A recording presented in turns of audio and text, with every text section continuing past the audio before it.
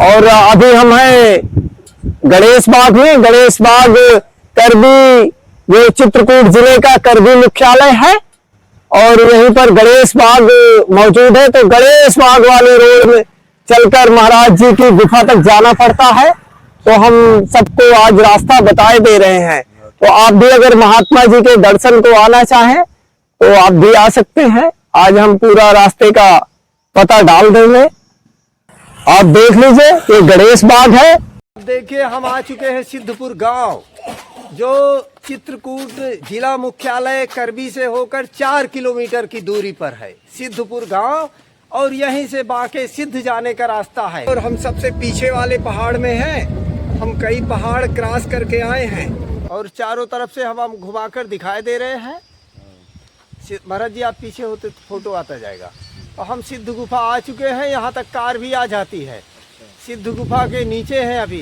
अब बस यहीं से 10 मिनट की दूरी पर सीढ़ियाँ चढ़कर अभी हम महात्मा जी के आश्रम पहुँच जाएंगे।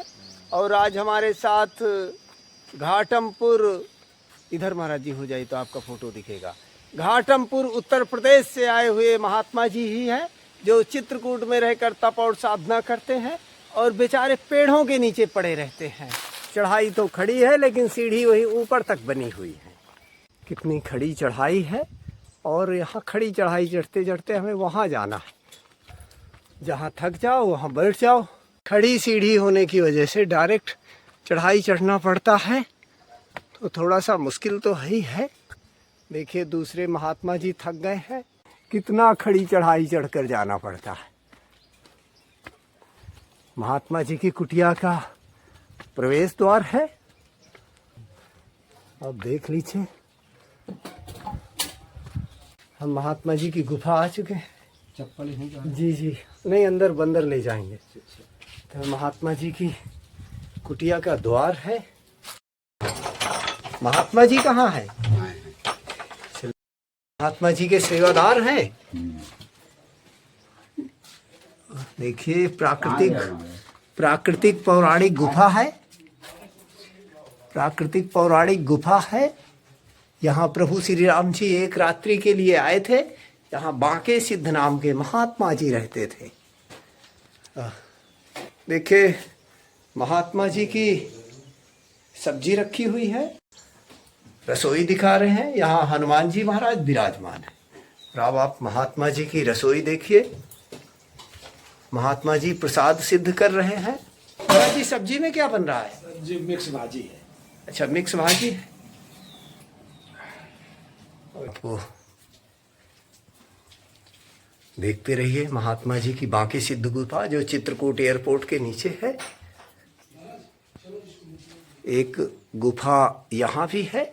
और यहीं पर हमारे दूसरे महात्मा जी भजन कर रहे हैं। तो आप भी घर बैठे महात्मा जी के दर्शन करिए।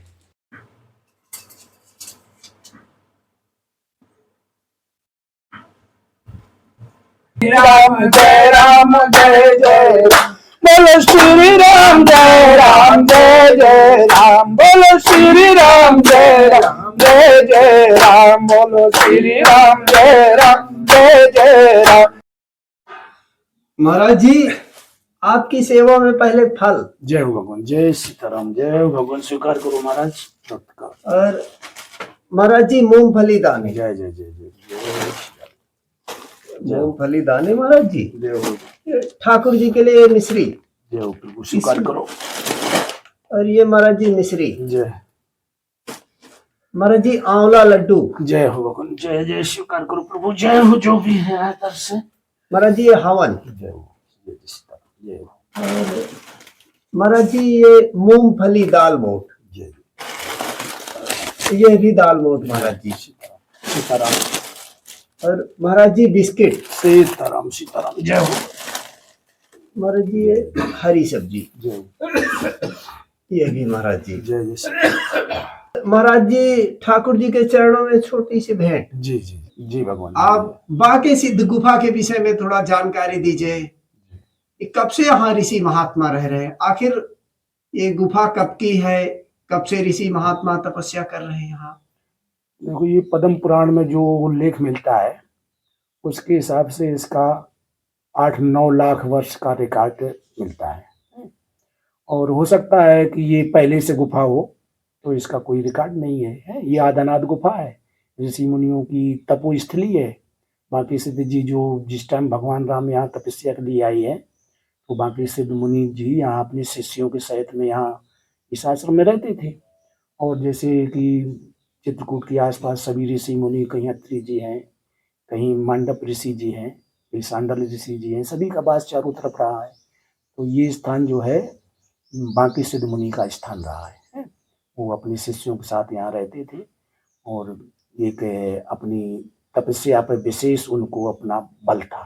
तो भगवान जब यहाँ आए तो भगवान को यहाँ बुलाने के लिए उन्होंने संकल्प कर दिया कि भगवान हमारे इसी आश्रम में आएंगे, हमारे तो हम दर्शन उनके करेंगे, हम उनके दर्शन करने उधर नहीं जाएंगे। तो भगवान ने अपने भक्त का संकल्प जान लिया, तो भगवान ऋषि मुनियों के साथ में इस आश्रम में आए और उनको आशीर्वाद दिया बाकी सिद्ध मुनि जी को। तो ये वो तपोभूमि है, ये ऋषि मुनियों की तपस्थली है। तो 8-9 लाख वर्ष के पर्यंत यहाँ मालूम नहीं कितने ऋषि मुनियों ने तपस्या करी। अभी ये जो 2-4 वर्ष के बीच का बात है, तो ये थोड़ा रिकॉर्ड मिलना चालू हुआ। तो जो अपने ये महाराज जी हैं, अंदर महाराज जी विराजमान हैं और भी मतलब अंदर विग्रह रखे हुए हैं, तो इनका रिकॉर्ड है कि इन्होंने यहाँ तपस्या करी। लेकिन 9 लाख वर्ष पुराने कितने ऋषि मुनियों ने तपस्या करी, तो बाकी सिद्ध जी का तो रिकॉर्ड मिलता है। और जिन यहाँ पे जो भी आए तपस्या करके चले गए, किसी का रिकॉर्ड नहीं मिला।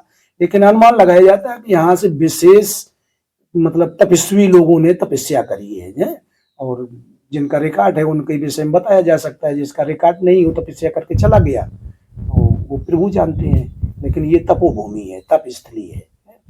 यहाँ आज भी बाकी सिद्ध जी सूक्ष्म रूप में विराजमान है। वो ऐसा होता है कि जो वहाँ वास करता है उसको उस चीज का आभास होता है और उन्हीं की दया दृष्टि से ये आश्रम आकाश वृत्ति से चलता रहता है। महात्मन, आप तो ज्ञान के भंडार हैं और आपसे कुछ प्रश्न करना, और मुझे लगता है हमसे अपराध होगा, तो महाराज जी हम आपसे प्रश्न नहीं करेंगे। हम तो आपका सुनेंगे कि आखिर जीव का कैसे कल्याण हो। देखो, कलयुग में जीव का कल्याण यही है, हर भगवान का नाम का संकीर्तन करना है, भगवान के चरित्रों को सुनना है, दीन दुखियों की सहायता करना, यही कल्याण का रास्ता है। तो हरि नाम संकीर्तन, कलयुग केवल नाम धारा सुन सुंदर उतर ही पारा। कलयुग केवल हरि गुण गाहा गावत नर पावई भव था। ये कलयुग का यही है। मैं कलयुग में जो हरि नाम संकीर्तन के लिए ऋषि मुनियों ने जोर दिया है, जैसे चैतन्य महाप्रभु थे, उन्होंने हरि नाम संकीर्तन के लिए कहा। राम सुखदास जी हुए, उन्होंने भी भजन के लिए कहा। तो पब्लिक को ऐसा कुछ 24 घंटे में घंटा सवा घंटा, और फिर उसकी स्वेच्छा के हिसाब से जितना उसको टाइम पर्याप्त अपना समझ सके वो टाइम निकाल के हरि नाम संकीर्तन करे सामूहिक तरीके से अपने परिवार में। तो इसी से कल्याण होगा। जब सभी लोग सामूहिक तरीके से हरि नाम संकीर्तन करना चालू कर देंगे तो कलयुग का जो प्रभाव है उसका थोड़ा कम हो जाएगा। आज कीर्तने की ये प्रभाव होता है, जो साधु सब जंगलों में बैठे होते हैं, वहां पर सुविधाएं भगवान के आशीर्वाद से पहुंचती हैं। तो ये कीर्तने और भजन का तो प्रभाव होता है। और वही भजन कीर्तन आप अब गृहस्थ अपने घरों में चालू करेंगे तो उनका भी कल्याण होगा, उनकी सुख सुविधाएं बढ़ेंगी। तो इस पर विशेष गौर करना चाहिए। भजन कीर्तन मतलब 24 घंटे में कम से कम घंटा सवा घंटा सभी को निकालना चाहिए। यही हमारा निवेदन है। और अब अनुसरण करना भक्तों का काम है कि वो कितना इस पे अमल करते हैं, तो वो उनके ऊपर निर्भर करता है। हम तो दिशा निर्देश कर सकते हैं, दिशा निर्देश के हिसाब से आपको अच्छा लगे तो चलिए, और अगर चलोगे तो आपका कल्याण होगा। चलोगे नहीं, खाली सुनते ही सुनते रहोगे तो फिर क्या, सुनने से कुछ होने वाला नहीं है। रास्ता बताया जाता है, जब चलोगे तभी उसका कानून आपको फल मिलेगा। महाराज जी, हमने सुना है कि यहाँ महात्मा जी के साथ शेर भी रहता था। जी बिल्कुल सत्य है। भगवान जो अंदर गुमतीदास जी विराजमान हैं, उन्होंने आज के 200 वर्ष पहले यहाँ तपस्या करी है। तो उनकी तपस्या में शेर साथ में रहता था। अब शेर किस रूप में था कि वो भगवान के रूप में भी शेर हो सकता है, कि भगवान ने गीता में स्पष्ट कहा है कि जानवरों में मैं शेर हूँ, वनस्पतियों में धूप घास हूँ, वृक्षों में पीपल हूँ।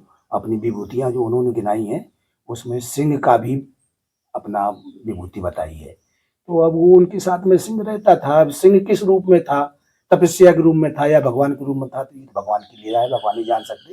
लेकिन ये सत्य है उनके साथ में सिंह रहता था तपस्या में, विग्रह भी रखा हुआ है सिंह। महाराज जी, आप नगर या शहर में भी जाते हैं यहाँ से? अब ये ऐसा देखो, बाकी शिव जी का आशीर्वाद है, तो यहाँ से जब से हम यहाँ पे आए हैं तो कहीं जाने की आवश्यकता नहीं पड़ी है।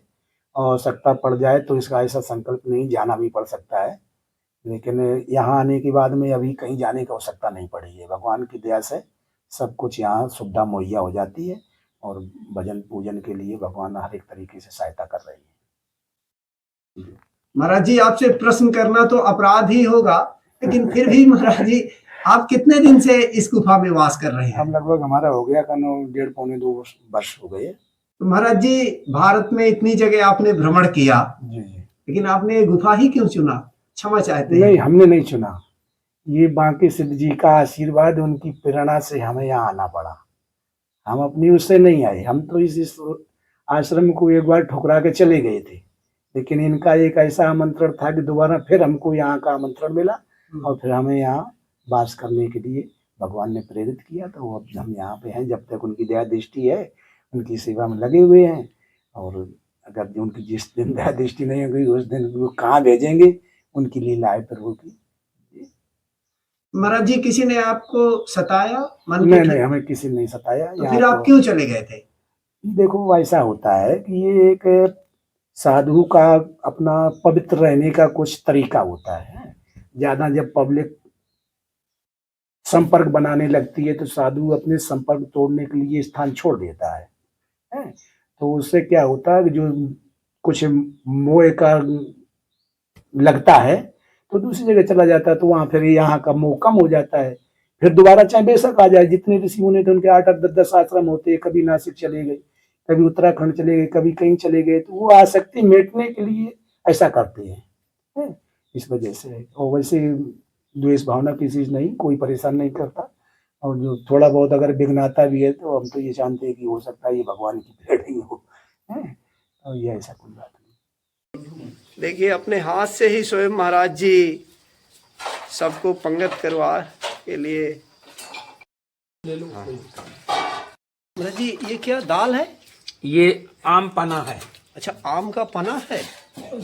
पुनः देख लीजिए, घी लगी रोटी सब्जी और आम का शरबत, महाराज जी का प्रसाद चल रहा है। हमारे महात्मा जी प्रसाद ग्रहण कर रहे हैं और हम जाएंगे।